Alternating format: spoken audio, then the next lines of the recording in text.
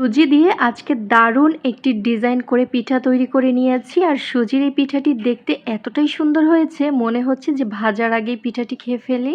Design করে বানিয়ে নেওয়া সুজির এই কুলপিঠাটি দেখতে যেমন সুন্দর হয়েছে আর খেতেও কিন্তু হয়েছে অনেক মজার, সবাই অনেক পছন্দ করবে। প্রথমে সুজির ডো বানিয়ে নেব। এখানে 1 কাপ পানি দিয়েছি, সামান্য ভ্যানিলা এসেন্স আর চিনি দিয়ে ভালো মতো একটু নেড়েচেড়ে নিয়েছি। তারপর দিয়েছি 1/2 কাপ সুজি।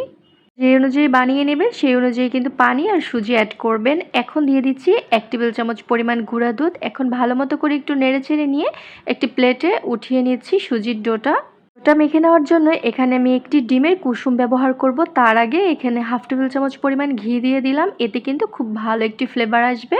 আর দিয়ে দিচ্ছি একটি ডিমের কুসুম, ডিমের সাদা অংশ ছাড়া শুধু কুসুমই ব্যবহার করেছি। সুজির এই ডোয়ের মধ্যে ডিমের সাদা অংশ ব্যবহার করতে যাবেন না, শুধুমাত্র ডিমের কুসুম দিয়ে এই ডোটা খুব ভালো মতো করে চটকে একটা মসৃণ ডো তৈরি করে নিতে হবে। ওটা কিন্তু অবশ্যই একটু শক্ত করে মেখে নিতে হবে, দেখেই তো বুঝতে পারছেন, আর না হলে কিন্তু ডিজাইনটা সুন্দরভাবে দেয়া যাবে না। সুজি সিদ্ধ করে যে ডো বানানো হয় পিঠা বানানোর জন্য, সেই সুজির মধ্যে কিন্তু ডিমের সাদা অংশ দিতে যাবেন না, শুধুমাত্র কুসুম দিয়েই বানিয়ে নেবেন।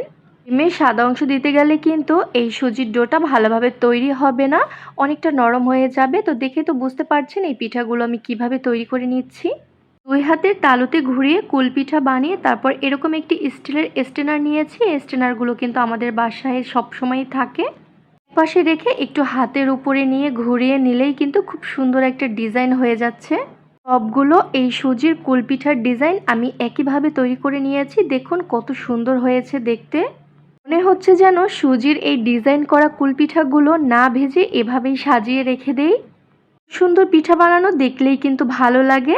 তো এখন আমি পিঠাগুলো ভেজে নেব। তো পিঠা ভাজার জন্য আমি পর্যাপ্ত সয়াবিন তেল গরম হতে দিয়েছি। এখন এক এক করে সবগুলো পিঠাই আমি দিয়ে দিলাম। মিডিয়াম আঁচে সুজির এই পিঠাগুলো ভেজে নিতে হবে। সিদ্ধ করে নেওয়া সুজির পিঠা ভাজতে কিন্তু একটু সময় বেশি লাগে, আর চুলার আঁচ মিডিয়ামে রেখেই কিন্তু এই পিঠাগুলো ভাজা যায়। কিন্তু কাঁচা সুজির পিঠা একদম লো আঁচে ভেজে নিতে হবে, আর দ্রুত কিন্তু কালারও চলে আসে। সুজির এই কুল পিঠাগুলো ভাজতে কিন্তু 7 থেকে 8 মিনিটের মতো সময় লেগেছিল। তো আমি উল্টে পাল্টে একদম সুন্দর কালার চলে আসা না পর্যন্ত ভেজে নিয়েছি। দেখুন চমৎকার একটি কালার চলে এসেছে। পিঠাগুলো যখন এরকম সুন্দর কালার চলে আসবে তখন আমি ছাঁকনিতে ছেঁকে তেল ঝরিয়ে পিঠাগুলো আমি পরিবেশন করে নেব। সুজির পিঠা কিন্তু বানানোর একটি সুবিধা আছে, এই পিঠাগুলো কিন্তু বানাতে খুবই কম সময় লাগে। যাদের হাতে কম সময় আছে তারা ঝটপট কিন্তু বিকালের নাস্তার জন্য এই পিঠাগুলো তৈরি করে নিতে পারেন, অথবা অতিথি আপ্যায়নে একদম বেস্ট একটি পিঠা হতে পারে। দেখতে যেমন সুন্দর হয়েছে আর খেতেও কিন্তু হয়েছে অনেক মজার। পিঠাটি দেখলেই কিন্তু একদম মন ভরে যাবে, এত সুন্দর একটি পিঠা। আশা করছি ভিডিওটি আপনাদের কাছে ভালো লেগেছে আর সহজও লেগেছে। আল্লাহ হাফিজ।